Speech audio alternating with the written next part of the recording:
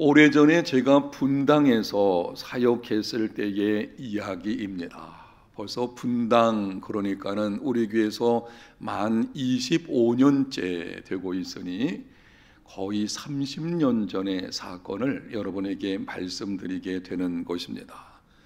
서울에 있는 어느 교회에서 담임 목사 후임으로 청빙을 받았습니다.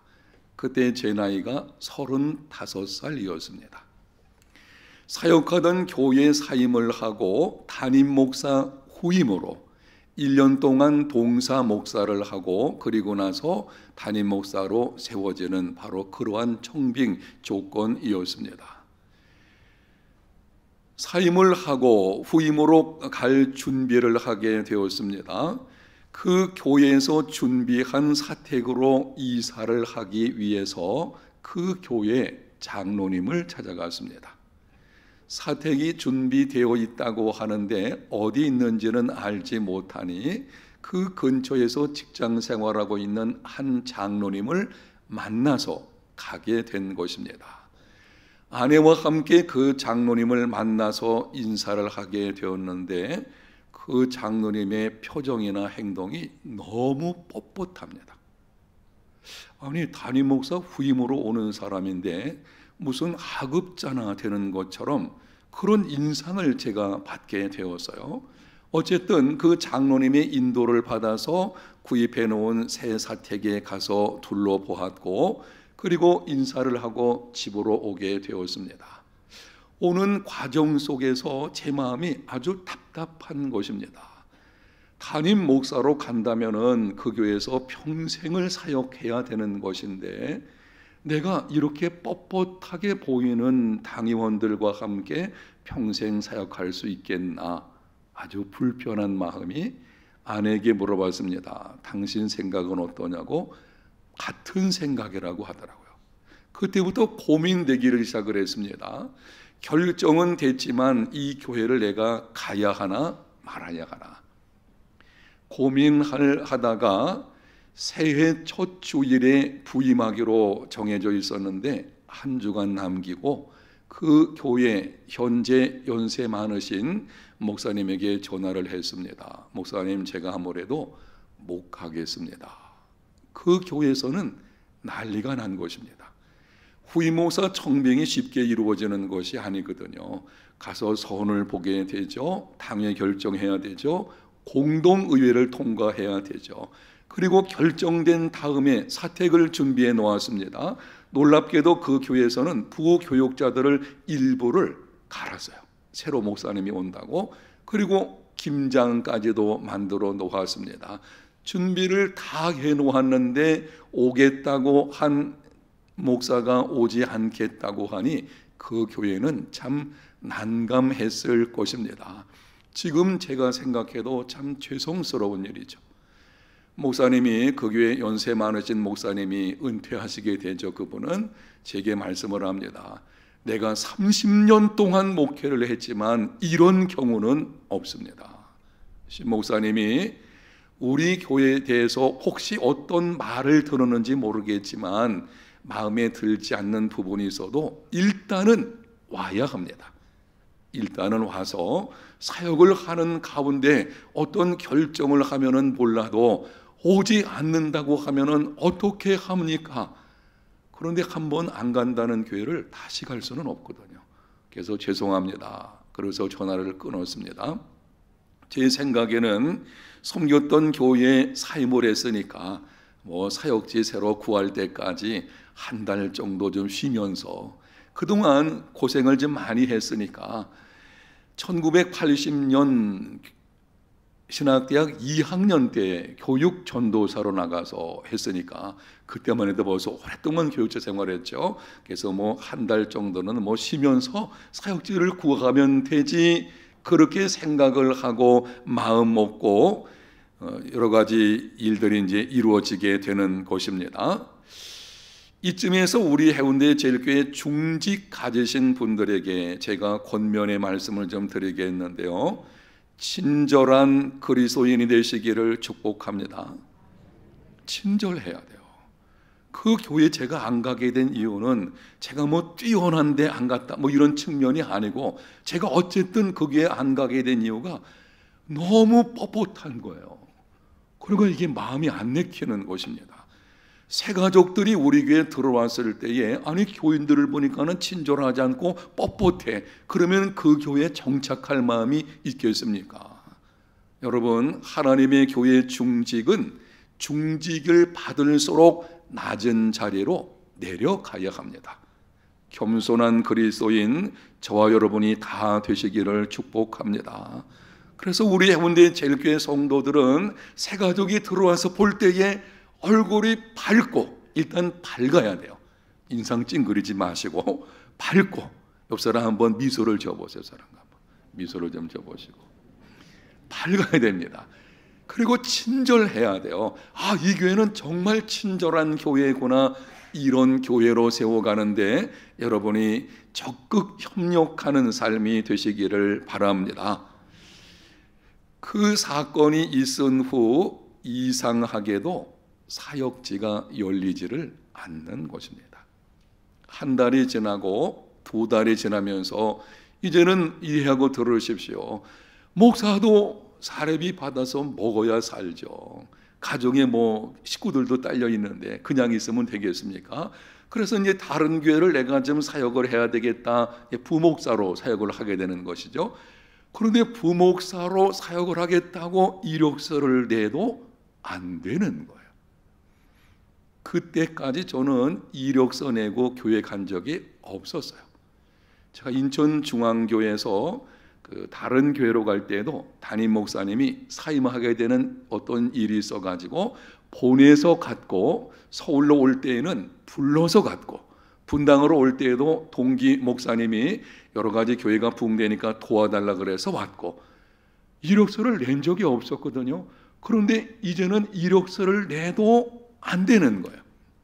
더군다나 제가 쉬고 있다는 것을 알고 잘 아는 어떤 그 원로 목사님, 그 당시 분당 중앙교회 나오시던 원로 목사님이 저를 위해서 추천서를 써주셨어요. 서울에 있는 어느 교회에 추천서 가지고 가서 설교 한번 해보시라고. 그래서 제가 가서요.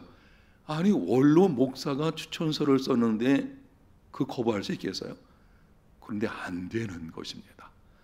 3달이 되는데요, 조금 걱정되는 거예요. 어떻게 하면 좋겠습니까? 제가 뭐 어떻게 하겠어요? 뭐 교육자가 뭐 목사가 뭘 할 수 있겠습니까? 그래서 짐을 싸가지고 근처에 있는 경기도 광주에 있는 광림수도원 뒷산에 기도하러 올라갔습니다. 그곳에 가서 돗자리를 넓게 펴놓고 무릎 꿇고 앉아서 하나님께 기도를 시작을 했습니다. 하나님 아버지, 사역지를 열어주시기를 바랍니다. 그렇게 계속 기도하고 있는데 갑자기 하나님의 음성이 들렸습니다. 내가 피로 산 교회를 네가 흔들어 놓고도 사역지가 열리기를 바라느냐? 저는요, 깜짝 놀라서요. 하나님의 음성이 들려오는데요, 너무나 분명한 말씀이기 때문에 하나님이 진짜 살아계신다는 거죠. 그리고 말씀하시는 거예요. 교회는 바로 그 교회, 제가 안 간 교회죠. 그 교회도 하나님의 교회거든요. 그런데 그 교회가 제가 안 감으로 인해서, 약속을 했으면 사실은 가야 되죠. 마음에 들지 않는다고 해도. 그런데 제가 안 감으로 인해서 교회가 아마 제가 보기에 좀 시끄러웠을 것입니다. 이런저런 설랑설레했겠죠. 하나님 말씀하시는 것입니다. 내가 피로 산 교회를 내가 흔들어 놓고도 사역지가 열리기를 바라느냐? 저는 그 음성을 듣고는 사역지를 달라고 하던 기도가 이제는 사라지고 그냥 통곡하면서 울었어요. 하나님 아버지, 내가 잘못했습니다. 어떻게 쉽게 결정된 것도 아니고 그 교회에 한 교회를 제가 지금 흔드는 일이 벌어졌는데 나를 용서하여 주시옵소서. 그렇게 그냥 하나님 앞에 통회하며 부르짖어 기도하고서 그 밤중에 집으로 돌아오게 되었습니다. 그런데 그 주간에 두 교회에서 연락이 왔어요. 그렇게 통해 기도했더니 2주간 후에 두 교회에서 연락이 오게 되었는데요, 서울에 있는 어느 교회와 부산에 있는 수영로 교회에서 연락이 오게 된 것입니다. 이제는 제가 이 두 교회 중에서 어디를 가야 할지 결정해야 되는, 어떤 면에서는 이제 행복한 고민이 된 것이죠. 이런 과정을 거쳐서. 그래서 제가 결정하기가 쉽지 않아 가지고, 이 부산은 연고가 있는 곳이 아니잖아요. 제가 서울 쪽의 고향인데, 그래서 친구한테 전화해 가지고 물어봤습니다. 야, 내가 이 두 교회가 이렇게 가게 되었는데 어디를 가면 좋겠나? 그 친구 하는 말이, 먼저 결정된 곳을 가라. 그리고 서울에 있는 큰 교회거든요. 서울에서 계속 공부하고 연구할 생각이면 남아있고, 목회를 배우기 싶다면 부산 수영로 교회로 가라. 그래서 제가 두말하지 않고 그냥 보따리에 싸가지고 가족들과 함께 수영로 교회로 오게 되었고, 그리고 만 3년 있다가 우리 해운대 제일교회로 부임하게 된 것입니다. 여러분, 오늘 우리가 읽은 말씀 제가 다시 한번 읽을 때 여러분이 들어보십시오. 여러분은 자기를 위하여 또는 온 양떼를 위하여 삼가라. 성령이 그들 가운데 여러분을 감독자로 삼고 하나님이 자기 피로 사신 교회를 보살피게 하셨느니라. 교회는 성자 하나님께서 자기 피로 사신 공동체입니다. 아멘. 저는 그 산상에서 하나님의 음성을 들었을 때에 하나님이 교회를 얼마나 사랑하시는지를 알게 되었어요. 하나님이 이렇듯 사랑하시는구나. 그리고 하나님께서 자기 핏값을 주고 사신 교회, 그럼 우리가 어떻게 해야 되겠습니까? 그때 제가 결심한 것이, 하나님 아버지, 앞으로 제가 어디서 어떤 목회를 하든지 무슨 사역을 하든지 절대 교회를 흔드는 일은 없겠습니다. 그때 결심했거든요. 제가 그 후에 무슨 계획을 세우든지 어떤 일이 있든지 항상 교회 중심. 어디 중심이요? 교회 중심이에요. 여러분들이 저를 볼 때에 제가 오랜 세월 목회를 했으니까 어떤 사람으로 비춰질지는 잘 모르겠지만 저는 늘 그렇습니다. 항상 교회가 우선이고, 교회가 중심이고, 교회에서 원하는 것이 무엇이고, 왜 그렇습니까? 교회는 하나님이 자기 피로 사신 공동체입니다. 어떤 모습으로 우리가 살아야 되는지 오늘 본문 28절 상반절만 제가 다시 한번 읽겠습니다. 여러분은 자기를 위하여 또는 온 양떼를 위하여 어떻게 하라? 삼가라. 하나님이 자기 피로 세우신 공동체이기 때문에 여러분, 우리는 삼가야 할 것을 삼가야 합니다. 특별히 지금 우리 교회는 아주 중요한 시기를 지나가고 있습니다. 새 예배당을 건축한다는 것은 하나님께서 우리 교회를 향한 또 다른 어떤 특별한 뜻이 있는 줄로 믿습니다. 예배당을 신축한다는 것이 쉬운 것이 아니에요. 제가 솔직한 심정으로 말씀드리면요, 이 첫 번째 예배당 제가 부임한 후 2년 조금 지나서 여러분과 함께 건축했잖아요. 건축하고 나서 제가 이제 봐라, 내가 다시는 교회당 짓나 보자. 여러분 별로 아무런 느낌 없나요? 제가 그런 생각해서 예배당 짓는 게 쉬운 일이 아니구나. 예배당 지으면은요 꼭 시험거리들이 생기기도 하고요, 이런저런 일들이 있어서 이 담임 목사 쉽지 않아요. 물론 앞에서 일하는 분들도 또 많이 힘들겠죠. 그러나 이 담임 목사의 마음이 쉽지 않거든요. 그때 제가 예배당은 평생 한 번 짓는 것이구나. 아니 그런데 갑자기 또 두 번째를 짓게 되었는데, 중요한 거는 첫 번째 우리가 예배당을 지을 때는 우리 교회가 성장하는 중에 우리 교회가 결정을 해서 우리가 하나님의 은혜 가운데 시작이 되었죠. 근데 지금 이 예배당은 주변에서 지을 수 있는 여건이 마련돼 가지고 진행되는 거예요. 우리가 교회당을 옮기겠다 이렇게 출발한 것이 아니잖아요. 이 사업자가 찾아와서 이 땅이 필요하니까는 이 땅을 좀 팔았으면 좋겠다. 이제 거기서 우리가 그러면 연구해 보겠다 이렇게 출발하게 되어진 것이거든요.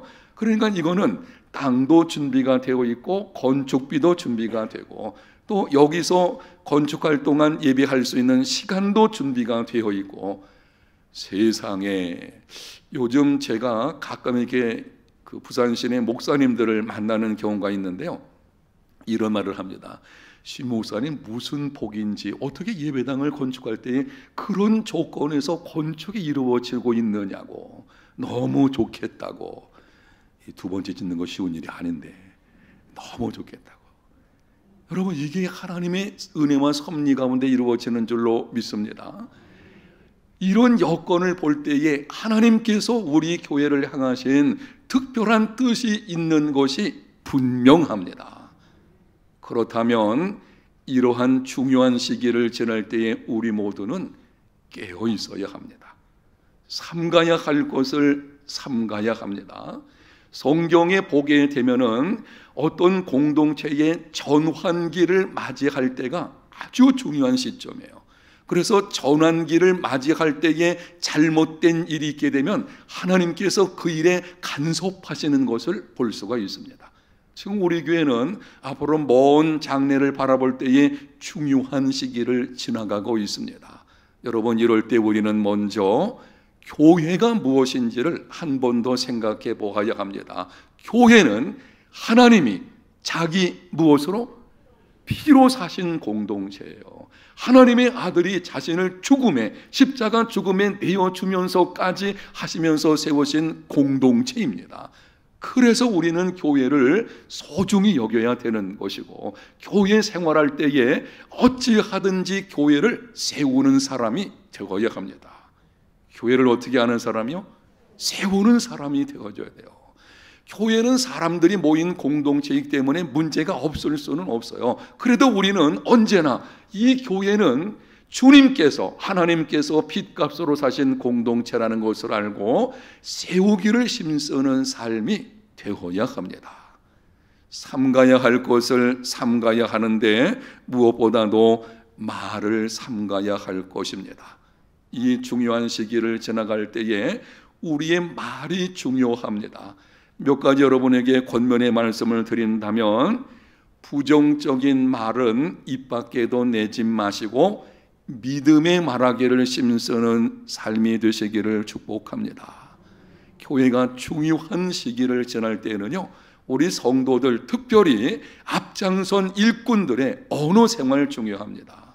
부정적인 말은 입 밖에 내지 마십시오. 믿음의 말을 하십시오. 하나님이 하실 것이다. 하나님이 시작하게 하셨으니 그분이 이루어 주실 것이다. 바로 믿음의 말을 하는 삶이 되시기를 바랍니다. 사실이 아니면 말하지 말고, 사실이어도 덕이 되지 않으면 말하지 마십시오. 사실이 아닌 그냥 뜬 어떤 들려오는 말들이 교회 중요한 시기를 지나갈 때에 교회 공동체가 흔들릴 수 있어요. 사실이 아니면 말하지 마십시오.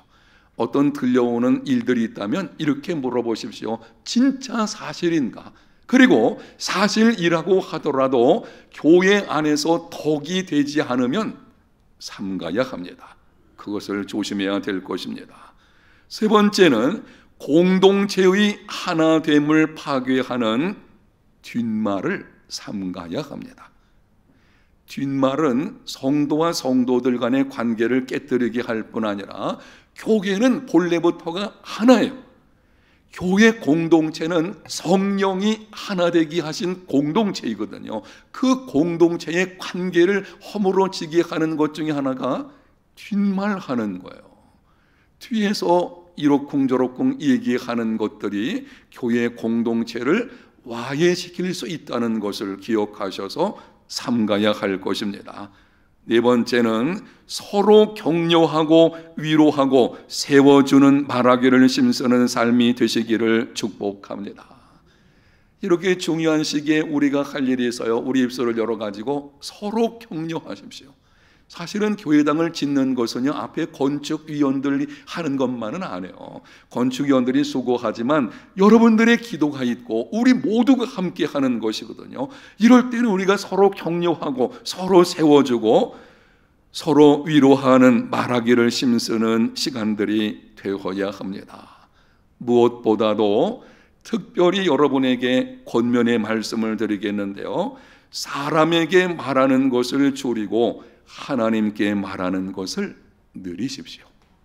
영상에는 말씀 우리 다 같이 한번 읽겠습니다. 사람에게 말하는 것을 줄이고 하나님께 말하는 것을 늘리라. 아멘. 교회가 중요한 시기를 맞았을 때에는요, 우리가 하나님께 말하는 것을 늘려야 돼요. 하나님께 말하는 것, 그게 뭔가요? 기도하는 것입니다. 기도의 자리를 지켜주시기를 바랍니다. 저는 건축위원들과 함께 이렇게 앞에서 이 건축에 대한 것을 진행하는 중에 늘 마음 한켠에서 큰 위로받는 것이 있어요. 808천 릴레이 기도입니다. 성도들이 기도하고 있지, 이게 힘이에요. 이게 일하는 사람들에게는 용기를 주는 것이고요. 여러분들이 자리를 지키되 기도의 자리를 놓치지 않는 시간들이 되시기를 축복합니다. 하여튼 이렇습니다. 우리는 힘써야 될 것이 자리를 지켜야 돼요. 따라합니다. 자리 지키자. 먼저는 예배 자리 지켜야 되고 그 다음에는 기도의 자리를 지켜야 할 것입니다. 그래서 기도로 건축되어질 수 있는 여러분의 그 헌신이 나중에 이 건물을 지어서 하나님 앞에 헌당할 때에 정말 하나님이 하셨습니다. 그리고 하나님이 우리를 통해서 이렇게 이루어 주셨습니다 라고 하는 놀라운 간증이 넘치는 역사가 있으시기를 바랍니다. 교회가 무엇입니까? 교회는 하나님이 자기 피로 사신 공동체입니다. 기도합니다. 하나님 감사합니다. 오늘 말씀을 통해서 교회가 무엇인지를 듣게 하셨고 중요한 시기를 우리 교회가 지나갈 때에 모든 성도들 삼가야 할 것은 삼가고 서로 격려하고 서로 세워주고 서로 위로하는 중에 주님이 이 땅에 세우시기 원하시는 바로 그 교회, 우리 해운대 제일교회 되게 하여 주시옵소서. 예수님 이름으로 기도합니다. 아멘.